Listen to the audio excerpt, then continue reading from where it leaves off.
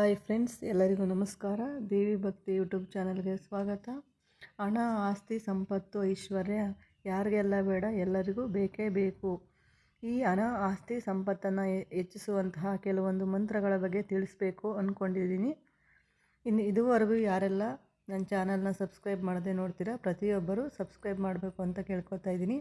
ಮೊದಲನೇದಾಗಿ ಮಹಾಲಕ್ಷ್ಮಿ ಬೀಜ ಮಂತ್ರ. ಈ ಮಹಾಲಕ್ಷ್ಮಿ ಬೀಜ ಮಂತ್ರವನ್ನು ಪಠಿಸುವುದರಿಂದ ಸಮೃದ್ಧಿ ಮತ್ತು ಅದೃಷ್ಟ ಹೆಚ್ಚಾಗುತ್ತದೆ. ಓಂ ಶ್ರೀಂ ಹ್ರೀಂ ಕ್ಲೀಂ ಮಹಾಲಕ್ಷ್ಮಿಯೇ ನಮಃ. ಎರಡನೇದಾಗಿ ಕುಬೇರ ಧನ ಪ್ರಾಪ್ತಿ ಮಂತ್ರ. ಓಂ ಶ್ರೀಂ ಹ್ರೀಂ ಕ್ಲೀಂ ವಿತ್ತೇಶ್ವರಾಯ ನಮಃ.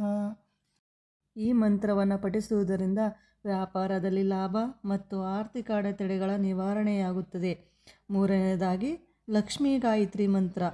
ಓಂ ಮಹಾಲಕ್ಷ್ಮೀ ಚ ವಿದ್ಮಹೇ ವಿಷ್ಣು ಪತ್ನಿ ಚ ಧೀಮಹಿ ತನ್ನೋ ಲಕ್ಷ್ಮೀ ಪ್ರಚೋದಯಾತ್. ಈ ಮಂತ್ರವನ್ನು ಪಠಿಸುವುದರಿಂದ ಸಂಪತ್ತು ಮತ್ತು ಅದೃಷ್ಟ ತಾನಾಗೇ ಪ್ರತಿಯೊಬ್ಬರನ್ನು ಹುಡುಕಿಕೊಂಡು ಬರುತ್ತದೆ.